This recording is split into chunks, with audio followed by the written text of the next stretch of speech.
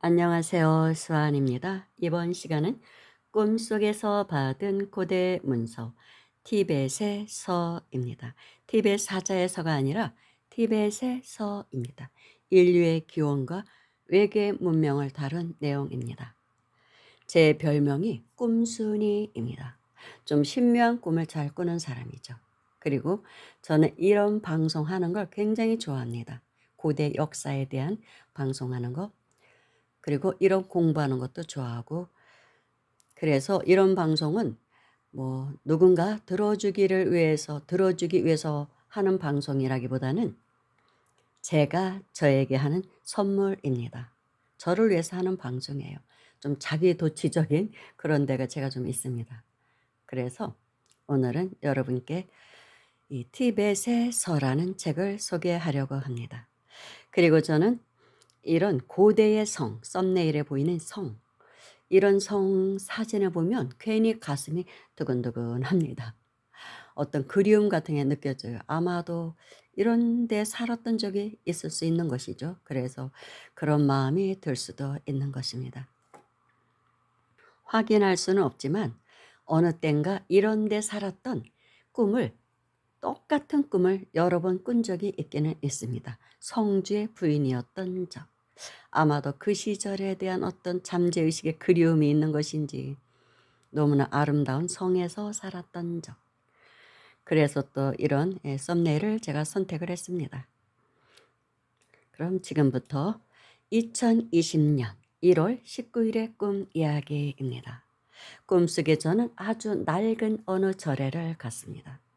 그곳에서 이런저런 일을 아주 열심히 했는데 공양간에서 밥도 하고 법당 청소도 하고 일이 끝난 후 마루에 앉아 쉬고 있는데 마루에 딸린 방문 한 개가 드르륵 열립니다. 그 방 안에서 키가 크고 서양인처럼 생긴 동안의 미소년 같은 그런 스님 한 분이 나오셨습니다.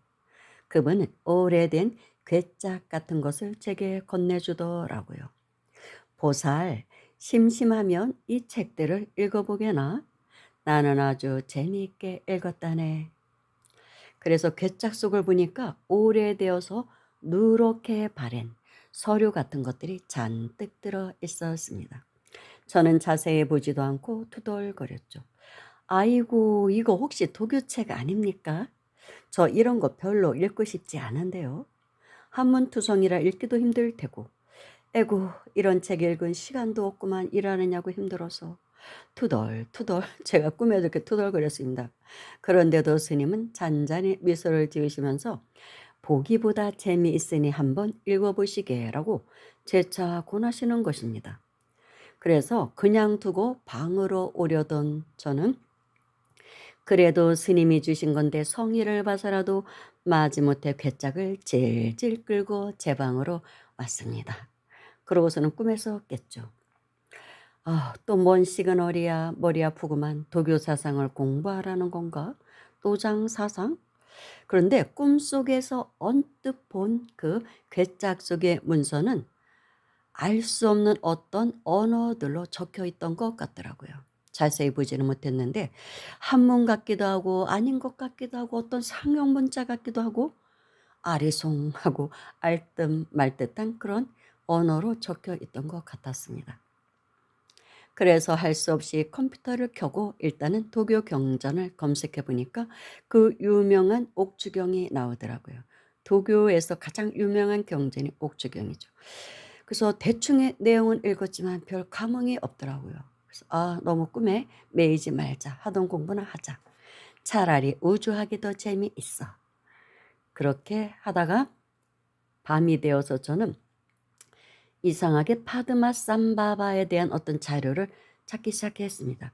알고리즘에 의해서 어떤 단어가 떴던 것 같아요. 몇 년 전의 일이라 기억이 좀 그런데 그러다가 우연찮게 티벳의 서란 책을 검색하게 됩니다.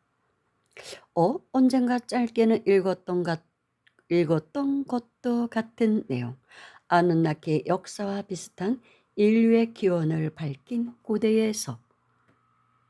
그렇게 해서 티벳의 서에 빠져들게 되었습니다.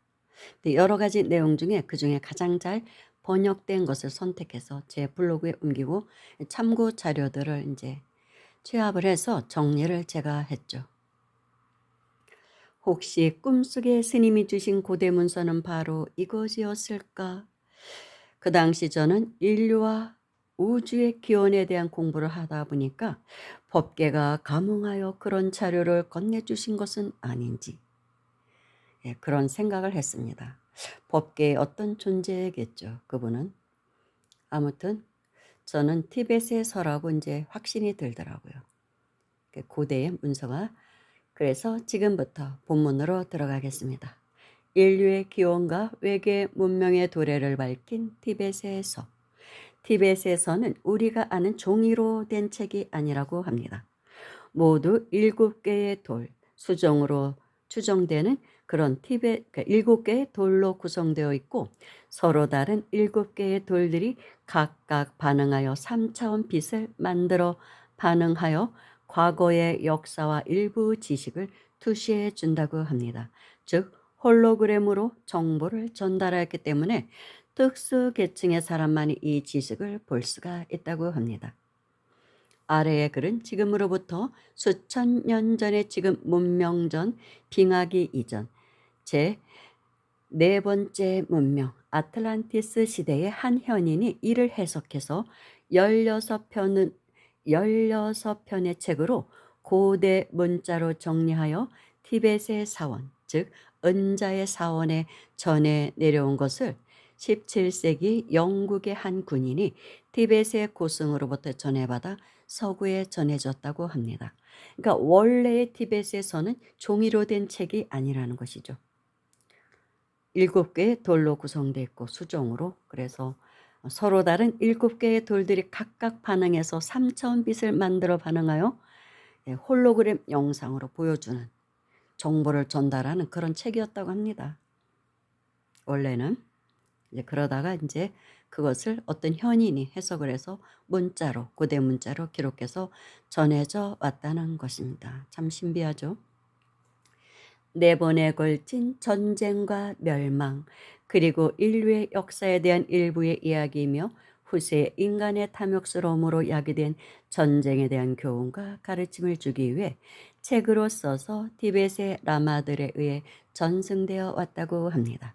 이 놀랄만한 내용은 달과 화성의 인공 구조물, 태양계에 흩어져 있는 불가사의한 인공 구조물들에 대한 정보, 외계의 인공위성으로 밝혀지고 있는 지구의 위성, 달이 이제 외계의 인공위성으로 밝혀지고 있기는 합니다. 뭐 그쪽 계통에서 그렇게 얘기해요. 외계 문명 공부하는 사람들은 뭐 텅볐다, 달의 내부가 텅 빈 내부가 티타늄 등 견고한 금속으로 되어 있다고 합니다. 믿을 수는 없지만 우리는 역시 외계의 인공위성으로 나사에서 추정하고 있는 토성의 위성 미마스와 이아페투스가 존재하는 이유를 밝혀주고 있습니다. 보통 사람들은 믿기 힘든 내용이지만 부담 없이 읽어봅시다. 티벳에서 발견된 초고대 유물인 티벳에서의 지구 문명의 시작이 기록되어 있다. 지금은 태양계에서 소행성대, 말데크라고도 한다. 소행성대로 존재하고 있는 이 지역은 과거 450억 인구가 살고 있는 7개의 정부와 14개의 민족으로 이루어진 초고대 우주 문명의 집산지입니다. 지금은 파괴되고 분해되어 형체도 없지만 이들의 문명은 저 멀리 안드로메다와 베가 그리고 플레아데스와 안타레스 성단에 이르기까지 그 문명의 벨트는 확산되었답니다.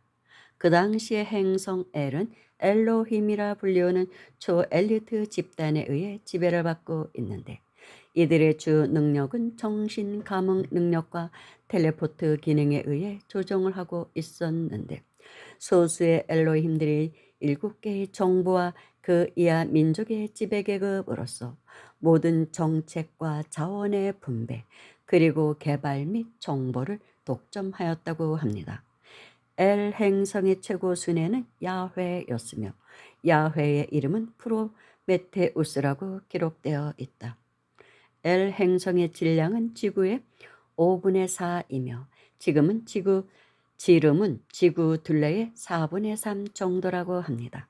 그 구성 물질 중 3분의 2가 얕은 호수와 물로 이루어져 있으며 중력은 지구의 6분의 5 정도라고 합니다. 450억 인구의 3분의 2. 이들은 선택받은 계급으로 이들은 행성 내부 세계에 살고 있고 3분의 1 하류 계급은 지표면에서 생활하는데 지표면의 기후 조건이 너무 열악한 관계로 수많은 전쟁에서 패하거나 세력 싸움에서 밀려난 집단은 지표에서 살아남게 되었다고 합니다. 엘로힘 집단은 약 500만 정도의 소수 집단으로 이들은 태어날 때부터 DNA 합성을 거쳐 양성되고 교육을 받는다고 합니다. 엘 행성의 피지배 계급인 대다수 계급은 엘로힘의 지배하에서 엘 행성을 떠나 마르스 즉 화성, 어스 지구를 중심으로 식민 활동을 펼쳐 나가게 됩니다. 혹성 엘의 문명이 점차 발달되어 감에 따라 엘 혹성의 휴먼들은 저 멀리 은하계 탐사에 나서게 됩니다. 옛날 자신들 17개 무리의 고향을 찾아 그들은 베가 자리에 플레아데스 그리고 저 멀리 스피카 즉 스피카는 처녀 자리까지 그들의 탐사는 반경을 미치게 됩니다. 그 원동력은 워프 시스템, 즉 공간 이동, 물질을 반물질로 만들어 다른 차원에서 그 물질을 재생시키는 것과 또한 엘로힘들은 육체는 고정시킨 채 정신 동력으로 백아별의 다른 문명과 조우하고 교류한다는 내용도 있습니다. 현재 할리우드에서 제작한 콘택트나 스타게이트 영화의 발생이 전부 이 가설에서 출발하는데 물리학적으로는 가능하다고 합니다. 그들은 화성의 얼음을 단기간에 중화시켜 대기를 만들고 비를 내리게 하여 바다를 만들어냈다. 그리고 식물의 종자도 파종시켜 녹색지대를 만들어가기 시작했다. 마르스의 대표적인 기능은 전쟁 기지 역할로 정의되었다. 엘로힘들은 1차적으로 엘 표면에 살고 있던 열등한 종족을 이주시켜 정치적 목적으로 개발하고 대규모 군사시설과 과학단지를 300년간에 걸쳐 만들게 하였다. 화성의 개척 과정에서 수많은 인구가 희생되었다. 그리고 많은 시행착오들이 일어났다. 마르스 즉 화성의 기후는 인공적으로 만든 대기와 바다에 의해 좌우되다 보니 예측이 불가능하고 그 가운데서 수많은 인명피해가 났다. 기압 조절의 실패로 어떤 기지들은 순식간에 제거되었다. 마침내 엘 행성 중 일부 군인들과 선택받지 못해 신세계로 향하는 무리들을 합친 화성 식민지 정부가 탄생했다. 수많은 정기적인 목적의 우주 항로가 생겨났고 무역을 통해 경제적 이익을 얻는 무리들도 많았다.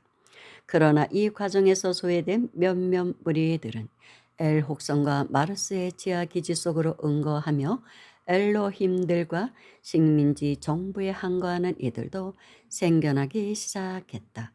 당시 몇몇 지도자들은 군사기지가 아니라 평화적 목적의 행성 개발로 지구가 식민지로 적합하다고 생각하는 이들도 많았으나 태양계 바깥 궤도로 나가기 위해서는 화성을 개발해야 한다는 논리가 지배적이었다. 즉 지구는 청정지대로 남겨두자는 것이 그 골자인데 이 당시 지구는 고생대에서 중생대로 넘어가는 시기로 이미 소수의 포유류 무리와 파충류들이 지구에 존재하고 있던 시절이다. 따라서 원시 자체의 지구는 항상 개발할 여지를 남겨두어 그들의 모습을 간직하게 되었다. 의회는 엘로힘들의 연합회였고 7인의 지도자 중 6인이 이에 동의하였다. 당시 엘의 인구는 200억, 화성의 인구는 30억에 육박하고 있었다. 화성의 이주민들은 피지배 계급으로 소외된 사람들이 주류를 이루었던 것 같다. 그리고 외계인과의 전쟁이 태양계가 아닌 프로톤 벨트라 불리는 배가 자리와 태양계 사이의 얼음으로 뒤덮인 암흑 공간에서 벌어지는데 엘의 원정대 전원이 몰살당하는 비극을 맞이한다. 이 원정에 동원된 군인의 숫자가 1억, 함대 수가 500만 대, 그리고 프로톤 벨트의 동맹군까지 이 전쟁에서 전원 희생되게 된다. 그리고 이 전쟁 결과 화성 정부의 애를 상대로 한 대행성 전쟁의 도화선을 제공하게 되는데 프로톤 벨트의 빙하지역에서 휴먼 역사상 최대 최고의 전쟁을 앞두고 엘로힘들 사이에 반목이 일어났다. 수많은 엘로힘들이 이 전쟁이 잘못되었다는 점을 지적하고 나선 것이다. 앞서 베가자리로의 망명을 시도했던 수많은 이주민들을 무참히 제거한 데 대한 문제점들을 들고 나왔고 이 전쟁으로 얻게 될 이익보다 향후 닥쳐올 많은 위험들에 대해 경고를 하고 나선 것이다. 이번 전쟁에는 엘로힘들은 동행하지 않았다. 그들은 지배자이자 권력자로서 과학적인 기계와 수많은 전함들에 탑승하는 것을 꺼려했다. 당시의 지배자들에 대한 반항적인 인물들, 그리고 꿀짓 덩어리 죄수들, 그리고 화성의 하층 이주민들과 엘 혹성 지표면의 저 계급 사람들 다수가 군인이 되어 프로톤 벨트를 향해 나아가게 되었다. 그 대열 속에는 그들, 즉 엘로힘의 모습은 보이지 않았다. 티벳에서는 이 전쟁에 대한 상세한 기록들을 피하고 있다. 다만 항성간 전투, 은하계에 익숙하지 못하고 과학의 우열에서 뒤처진 태양계 휴먼족들의 비참한 최후를 기록하고 있을 뿐이다. 이 전투에서 살아남은 자는 고작 수만에 지나지 않는다고 한다. 이 전쟁에 동원된 인적 자원은 군인과 휴머노이드, 즉 로봇 3천만 명, 그리고 민간인 및 수송 담당, 병참 지원 등을 포함 도합 1억에 달했다고 한다. 전쟁에 패배한 뒤 엘로힘들의 권위는 추락하기 시작했다. 그동안 절대 통치자와 우주의 최고 지배자들의 개념으로 엘과 화성 그리고 지구를 통치했던 엘로힘들에 대한 권위가 훼손되고 과학 문명의 급속한 발달로 말미암아 엘로힘들의 정신 문명에 도전하는 일이 잦아지게 되었다. 심지어 DNA 유전자 조작을 통해 엄격히 구분되었던 신분 체계와 행정 계급이 무너지기 시작했으며 전쟁 전에 일어날 수 없었던 많은 일들이 생겨났다.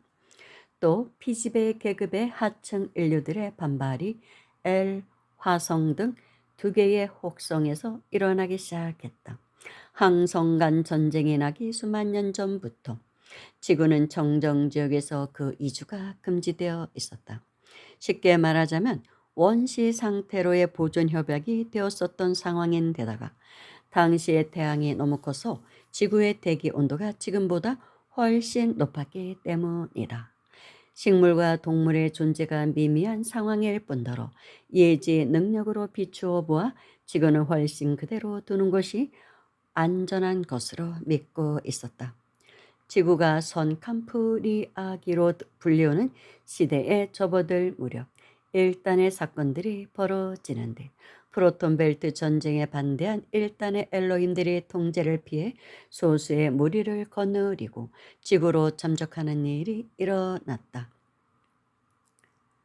일단의 엘로힘들과 추종자들은 지구의 지축이 갈라지기 전에 지구 초고대 대륙인 곤드 나와라 명명된 대륙에 기착했다.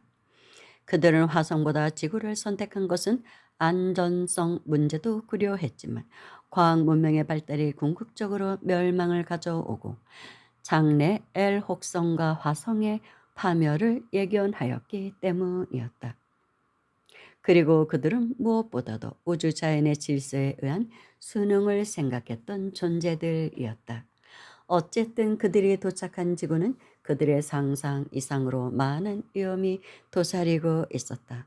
대기는 구름으로 덮여 있었고 비가 쉴 새 없이 왔다. 그리고 당시의 태양이 더 컸던 관계로 지구의 온도는 끓는 물과 같이 습한 공기로 뒤덮였다. 물은 쉴 새 없이 증발하여 대기를 만들고 지구의 땅은 서서히 식어가는 찰나였다. 그들에겐 공기 흡입도 힘이 들었지만 엘보다 더 무거운 중력으로 인해 육상 생활에서의 적응 기간이 상당 기간 필요했다. 미세한 생물, 즉 플랑크톤과 아메바 종류에 더욱 진보된 것은 삼엽충 등들이 지구상을 덮고 있어 그들의 생활은 순탄하지 않았다. 식량 문제, 호흡 문제, 그리고 온도 문제 등이 첫 장애물이 되었다. 첫 번째 지구 이주민들의 수는 14만 4천으로 그들의 생존을 위해 지구의 환경을 바꾸고자 했다. 이러한 일련의 일들은 금지된 것이 없지만 어쨌든 결과적으로 성공했다. 태양이 수축하기 시작한 것이다. 엘 혹성의 대표적인 종 가운데 식물류와 어류, 양서류 파충류는 거의 그대로 지구로 옮겨왔다. 곤충류와 조류는 지구에서 만들었다. 양서류의 기원은 베가, 즉 검은고 자리이다. 그리고 파충류의 기원은 시리우스 자리의 다른 혹성으로부터 빌려온 것이다. 이들의 업적은 인류와 동일한 포유류도 만든 점이었다.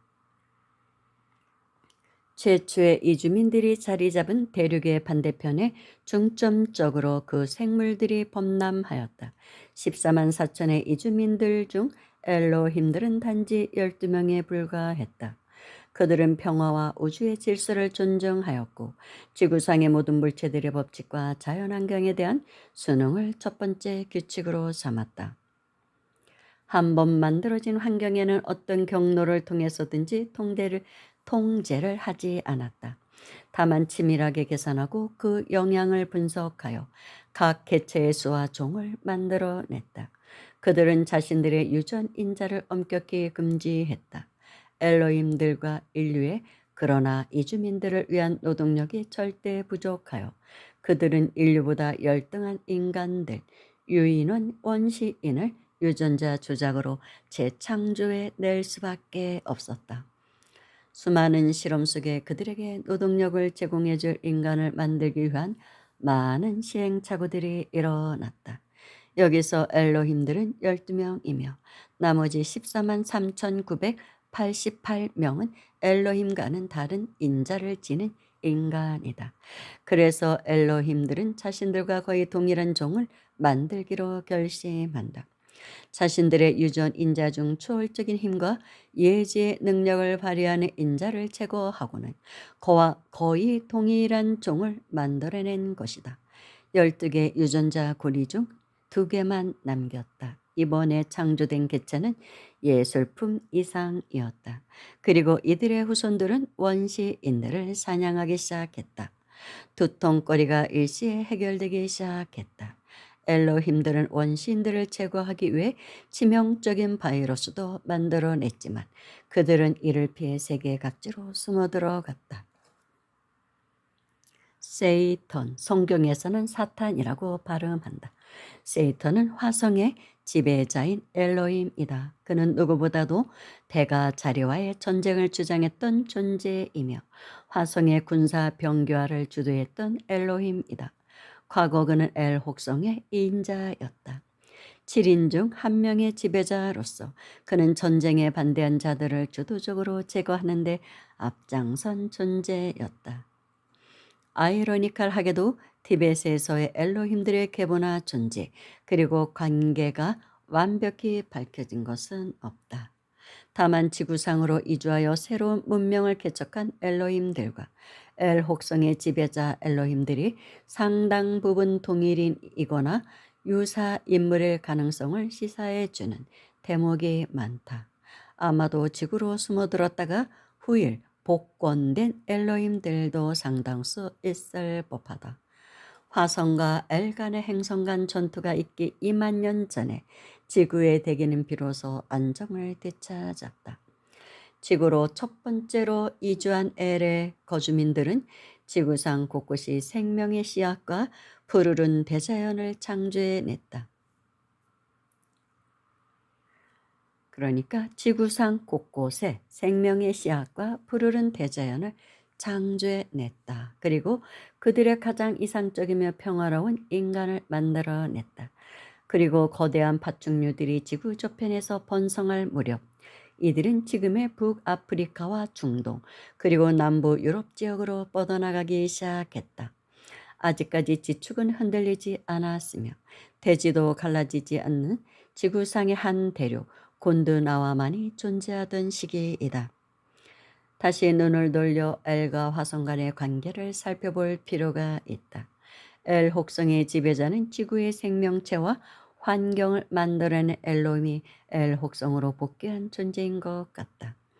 티벳에서엔 수시로 엘로힘 중에 엘로힘이자 우주 만물과 교통하는 자에 대한 언급이 있으나 그 이름은 아무도 알지 못한다고 한다. 엘 혹성의 지배자들은 지구상에 그들이 새롭고 평화롭게 창조해낸 생물체와 순수한 인자만을 골라 창조해낸 지구 신인류들이 어울려져 어느 존재로부터도 간섭받지 않고 살아가길 염원했다. 그래서 그들은 지구를 청정지역으로 선포하고 엘과 화성의 이주민들이 지구로 돌아가는 것을 금지했다. 그러나 엘과 화성 간의 반목이 점차 증대되고 전쟁과 정복을 주장하는 지배층이 이원화됨에 따라 지구 역시 이에 휘말릴 위험에 봉착하기 시작했다. 화성의 지배자 세이턴은 지구를 자기의 동맹으로 만들 필요를 느끼게 된다. 금지 원칙에도 불구하고 화성으로부터의 2차 지구 이주민들이 행성 전쟁 2만 년 전의 지금의 북대서양 지역에 도착한다. 기존의 엘 혹성의 이주민단은 아프리카와 남부 유럽 그리고 중동 지역에 분포했으나 화성의 이주민들은 반대편 북서대서양 지역에 근거지를 마련한다. 두 문명은 충돌하지 않고 점차 독자적인 문명을 이루어간다. 화성으로부터의 이주민은 먼 훗날 아틀란티스라 불리는 문명을 이룩하는 고대 선조들이 된다. 그리고 엘 혹성의 이주민들은 중동과 남부 지역으로 내려가 레무리아는 인도와 뮤 대륙의 문명을 이룬 자, 선한 자들을 말합니다. 뮤 대륙은 선한 자들의 선조들이 된다. 그 두 문명의 차이도 상당해서 엘 혹성으로부터의 이주민들과 창조인들은 과학 문명의 발전을 엄격히 금지했다. 그리고 오로지 자연과 동화되어 우주 만물의 질서에 순응하고 정신적인 영적 능력의 상승을 추구하는 문명을 이룩했으나 화성으로부터의 이주민들은 그렇지가 않았다. 이들은 대단히 파괴적인 유전인자와 전쟁 추구자들이 많았다. 그들은 급속도로 그들의 과학 문명을 발전시켜 나갔다. 그리고 그들은 지구 공동에 대해서도 극지방 탐사를 통해 알아냈다. 그들의 과학 문명을 위한 자연 파괴와 환경 파괴가 그들의 인구가 급속히 증가함에 따라 비례적으로 늘어났다. 그들 중 어떤 종족은 중동 지역에 들어와 기존의 지구 인간들에게 과학 문명을 전수해 주기도 하였다. 이들의 영향은 컸다. 그들은 인간 내부에 잠재되어 있던 엘러힘들의 유전 인자들에 대해서도 알려주었다. 예지와 과학에 대한 인자들이 소수의 인간들 사이에서 회복되기 시작했다. 그러나 그 인자들은 파괴적으로 사용될 가능성이 컸다. 이것은 심각한 문제였다. 그리고 그 이전의 역사에 대해서도 알려주기 시작했다. 이를 알려준 자의 이름이 여기 적혀 있다. 지구 언어 그리스어로 프로메테우스다. 엘의 지배자는 화성의 세이턴, 화성의 지배자 엘로미에 대해 경고한다. 그리고 화성 이주민들의 지구 이주에 대한 분노를 표시하며 즉각적인 귀환을 요구했다. 그리고 과학의 발전이 인류에게 가져다 줄 해악과 전쟁에 대한 엘 지배자의 단호한 의지를 전달했다. 그러나 세이턴은 이를 무시한다. 도리어 엘로힘들을 규합하여 그의 의지가 정당하며 엘 혹성의 지배자에 대한 반란은 꿈꾸기 시작한다. 화성 이주민들의 지구 잠식이 늘어날 경우를 염려한 엘 혹성의 지배자는 지구의 대지를 나누기로 결심한다. 이를 위해 엘 혹성의 인공위성이 지구 궤도로 옮겨져 오게 된다. 엘 혹성의 주위에 인공위성이 7개가 떠 있었다. 각 인공위성의 표면은 우주의 소행성 먼지로 덮여 있고 그 크기는 지구의 18분의 1 정도 되었다. 이름하여 우리가 현 시대의 달이라 불리는 천체이다. 후일 행성 전쟁으로 7개 위성 중 4개가 폭파되고 3개는 다른 곳으로 이동하게 되는데 그중 1개가 이 무렵 지구 궤도로 오게 된다. 지금도 전체 학자들은 달의 존재에 대해서 그 수수께끼를 볼 수 없다. 비이상적인 진공 상태하며 그 질량 그리고 크레이터, 그 크기의 비대칭성에 견주어 다른 인공위성이라는 주장을 하는 많은 학자들이 있다. 달 내부에는 수많은 기지들과 퓨레이저 에너지 집산지가 있었다. 그리고 인공위성 각각엔 원통형 건물과 피라미드가 수없이 있었으며 피라미드는 엘로힘들의 거주지 역할을 했다. 피라미드의 높이는 1km에 달했으며 원뿔형 기둥은 그 높이가 큰 것은 3km에 달한 것도 있었다. 새로운 천체가 지구 하늘에 나타났다. 지상의 수많은 이주민과 미개한 인간들은 바뀌는 기후와 시간에 대해 적응하기가 쉽지 않았다. 일례로 남극에서 출발했던 레무리아 대륙이 점차 북쪽으로 다가오기 시작했다. 아프리카와 아메리카 대륙이 떨어져 나가고 대서양 중앙에는 새로운 대륙이 나타났다. 그리고 아시아 지역도 점차 그 영역을 넓혀갔고 기존의 곤드나와 남부에 있던 대륙은 점차 아래로 내려가기 시작했다. 이 대륙이 지금의 남극 대륙이 된다. 조수간만에 차가 생기고 지축이 조금씩 기울어지기 시작했다. 그리고 빙하기가 닥쳐왔다. 북대서양 지역의 화성 이주민들은 더 이상의 세력 확대를 도모할 수 없었다. 지구에서의 세력 다툼이 소강 상태를 보인 반면 태양계와 은하저편의 인류 사이에는 급박한 상황이 전개되기 시작했다. 화성의 지배자인 세이턴은 새로운 과학 문명과 전쟁에 반대 입장을 보인 엘의 지배자들에게 정식으로 독립을 선언하며 전쟁 선포를 하기에 이른다. 세이턴의 행동은 신속했다. 엘 혹성의 방어망을 구축했던 6개의 인공위성이 먼저 희생물이 되었다.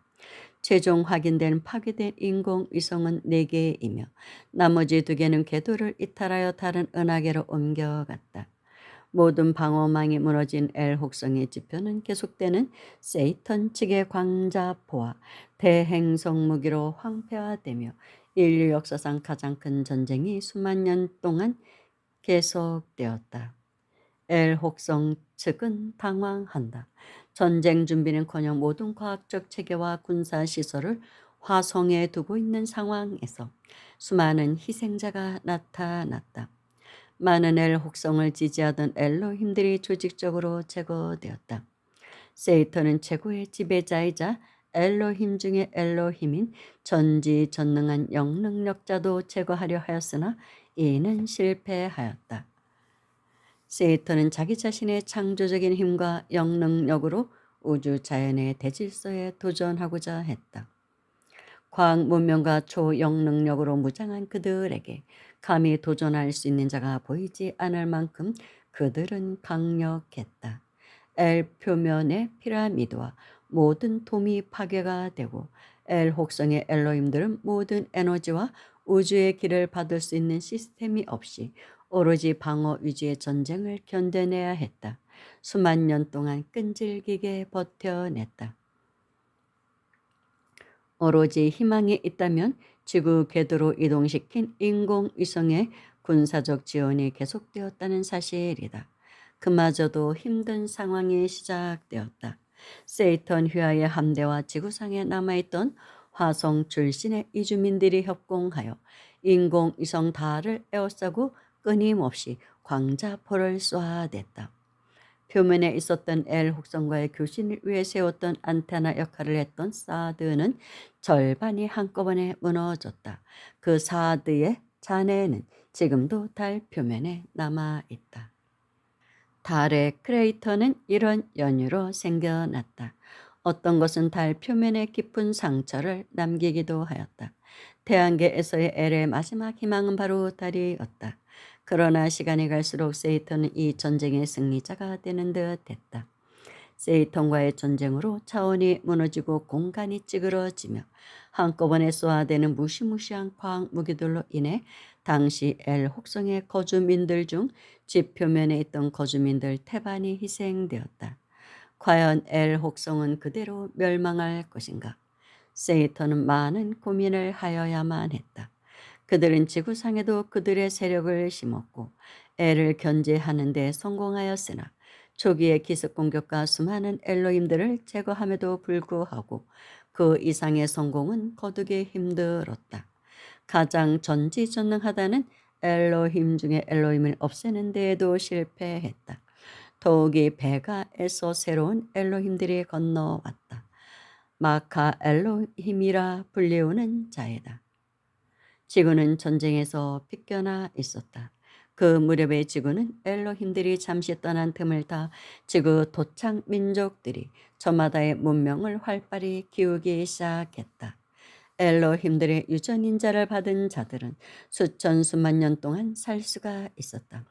그들은 밤하늘 빛을 비추는 달에서 벌어지는 엘로힘들의 전쟁을 보며 표현했다. 이 표현을 빌자면 달은 지구에 더욱 가까웠다는 것을 알 수 있다. 그리고 밤하늘의 큰 별은 엘 혹성의 파괴를 뜻하는 것이라. 2만 년간의 행성 간 전쟁은 결말이 나지 않았다. 엘 혹성 내부에서 끊임없이 저항하는 자들에 대한 세이턴의 분노는 극에 달했다. 그 무렵 대행성 무기를 통해 엘 혹성의 내부의 적까지 제거하기로 화성의 세이턴들은 결정한다. 이를 위해서 화성주의 인공위성 4개가 동원되었다. 이네나스, 마그네스, 데이모스, 포보스라고도 합니다. 그리고 잊혀진 아르모스 포로스가 그 이름이다. 만약 기습 공격이 성공하지 못했다면 엘 혹성의 7개 딸들이 화성을 파괴했을 것이다. 그러나 화성의 4 아들들이 먼저 딸들을 제거했다. 운명의 날을 전지전능한 엘로힘은 예견하였다. 엘 혹성의 7명의 딸들이 화성을 파괴했을 것이다. 그렇게 읽어야겠죠. 그러나 화성의 4명의 아들들이 먼저 이 딸들을 제거했다. 운명의 날을 전지전능한 엘로힘은 예견하였다. 그는 12제사장들을 소집하고 엘 혹성의 역사가 끝날 것임을 이야기했다. 그리고 세이턴의 몰락에 대해서도 방어막이 붕괴되고 많은 인구들이 죽었다. 수많은 엘로힘들이 공간 이동을 통해 다른 은하계로 옮겨갔다. 어머니 행성인 베가별과 플레아데스의 새로운 혹성을 찾아서. 그러나 많은 수의 휴먼 인류들은 이를 받아들여야 하는 운명의 절박함을 느끼지 못하고 있었다. 4개의 인공위성이 화성과 엘의 궤도 정중앙을 지날 무렵 화성의 대피라미드에서 쏘아 올려진 입자 무기가 4개의 위성을 통해 한 점에서 합체된 다음 엘 혹성의 정중심부로 관통했다. 그 여파는 강력해서 새로운 오물이 생겨났다. 행성의 중심축이 비껴가며 엘 혹성은 궤도를 이탈했다. 남아있던 모든 문명의 흔적이 한 줌의 재가 되었다. 중심부가 붕괴되고 파편들이 우주로 날아 올라갔다. 대피하지 못한 엘로힘들의 영혼은 산산조각 났다. 하물며 휴먼 인류들은 그들의 운명이 더 이상 없음을 깨달았다. 최초의 입자가 도달한 시간부터 정확히 지구 시간으로 20분 후 L 혹성은 완전히 파괴되었다. 푸른 빛의 은은한 인류의 고향은 이렇게 소행성대로 변해갔다. 이 파장은 너무나 컸다. 전 태양계에서도 이 폭발은 똑똑히 볼 수 있었다. 그러나 세이턴의 승리에 대한 자는 영원히 들 수 없게 되었다.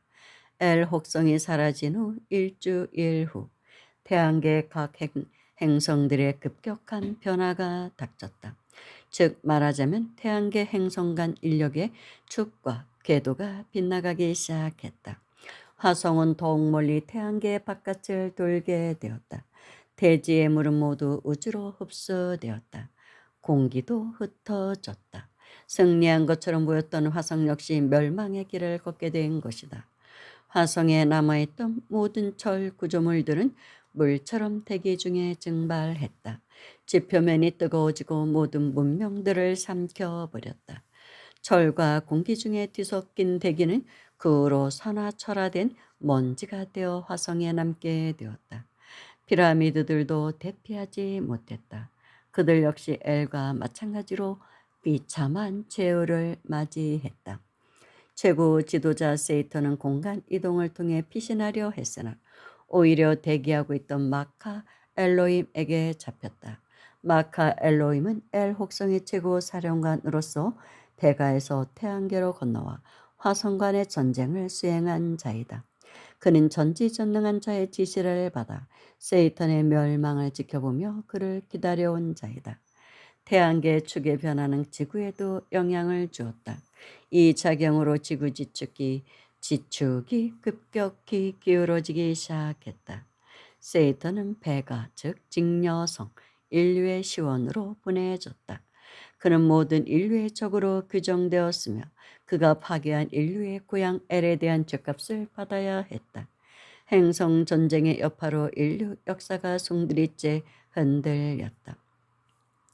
그 새로운 시작과 반복이 지구로 옮겨온 것은 엘 멸망 이후 14만 4천 년이 흘러서였다. 엘 혹성에 파괴된 것은 마르스, 즉 화성의 공격 탓이었지만 마르스의 멸망은 그들의 죗값을 받은 것이리라. 베가별은 현재도 14만 4천 명의 고등 인류가 살고 있다고 알려져 있다.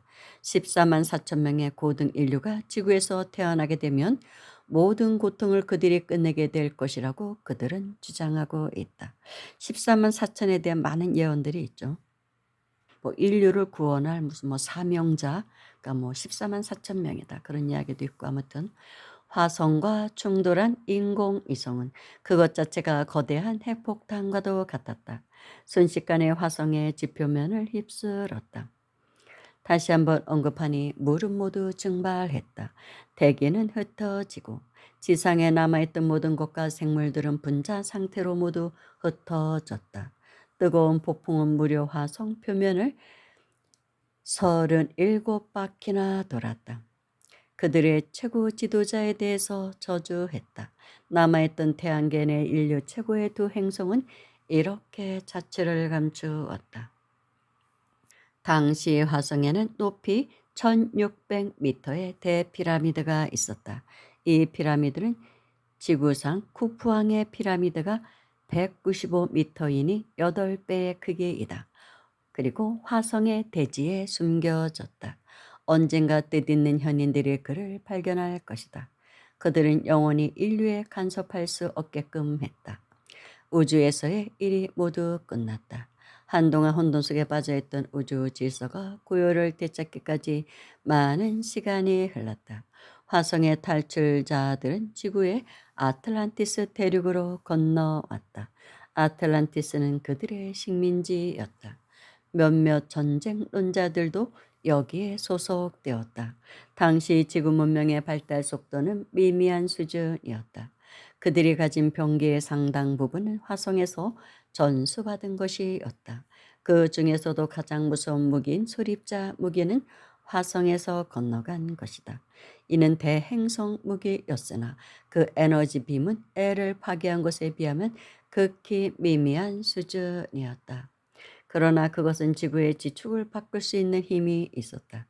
북대서양 지역에는 화성 이주민들의 후손이 세운 아틀라스 제국이 세력을 넓혀가고 있었다. 그들은 바이만이라는 공중 이송 수단도 개발해냈다. 세이톤과 동맹을 통해 지구를 감시하는 역할을 하던 엘 혹성의 위성, 우리가 달이라 부르는 그 위성을 공격을 지원했다. 엘 혹성의 위성 공격을 지원했다. 그러나 그들의 정신적인 고향 화성이 폐허가 되었다.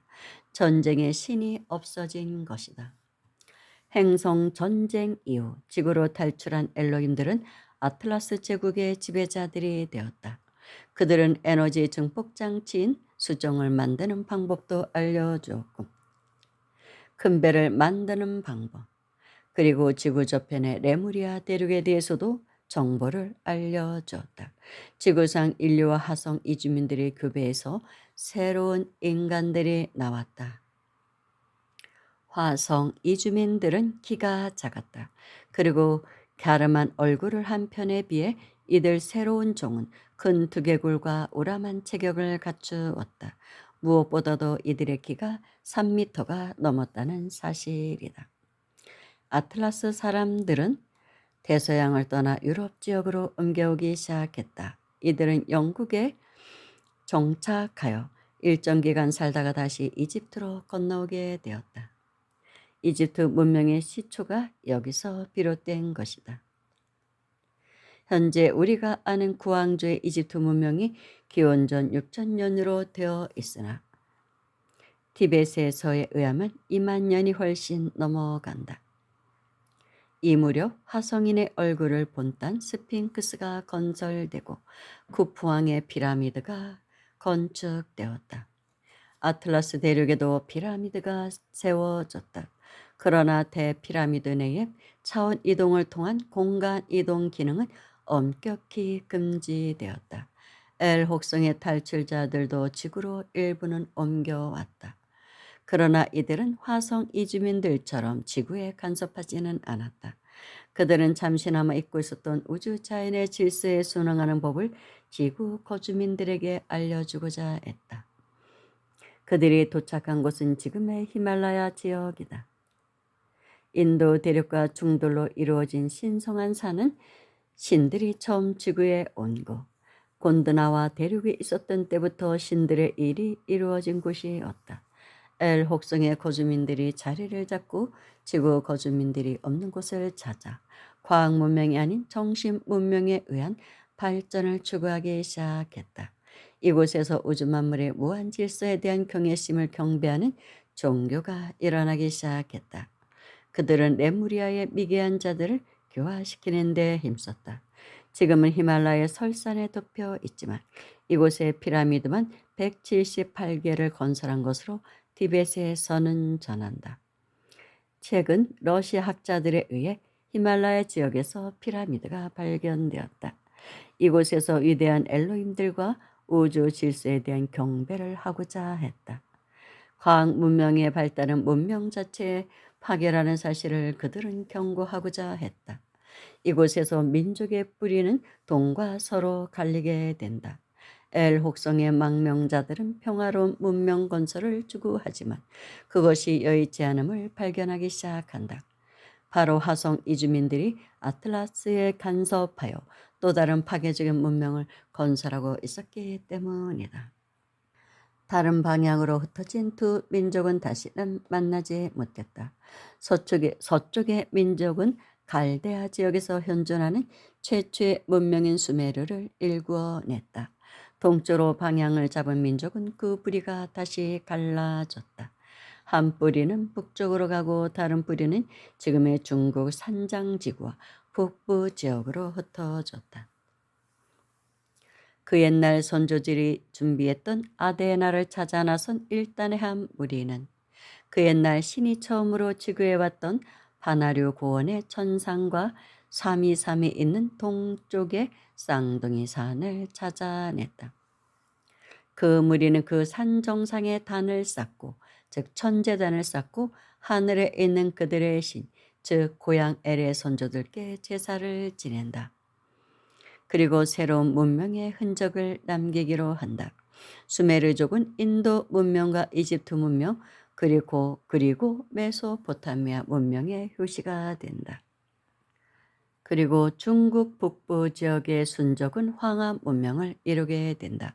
저마다 옛 선조들이 지구상에 남긴 것으로 믿었던 아데나, 즉 낙원이라 믿고 정착한 곳이 오늘날의 4대 문명의 기반이 된 것이다. 4대 문명의 초기까지만 해도 아틀라스가 지구 반대편을 지배하고 있었고 태평양에 뮤 대륙 문명이 있었다. 그리고 그 뮤와 레무리아, 이집트, 수메르, 그리스, 영국, 아틀라스까지 이어지는 지구상 문명의 벨트가 완성된 것이다. 지구 문명의 대동은 이렇게 시작하였다. 아무튼 티베트 사자에서의 내용을 간략히 요약한 것은 이런 내용입니다. 지구의 기원에 대해서, 인류의 기원에 대해서는 조금 다른 의견들이 있기는 있습니다. 전에 제가 한 북두칠성에서 온 존재들, 비슷하면서도 조금 다른 내용들이 있죠. 무엇이 진실인지야 모르죠. 아무튼 인류의 고대 역사는 외계 문명과 밀접한 연관이 있다는 거. 그건 공통적인 것 같아요. 조금씩은 내용은 학자들마다 다르지만 그런 것 같습니다. 외계 문명이 개입했다. 그리고 우리의 조상은 외계에서 온 그런 아주 수승한 존재들이고 뭐 우리는 혼혈종이죠. 지금 원주민도 있었을 테고 그 정확한 걸 누가 뭐 학연히 말할 수 있겠습니까? 재미삼아 또 이런 글도 읽는 것입니다. 감사합니다.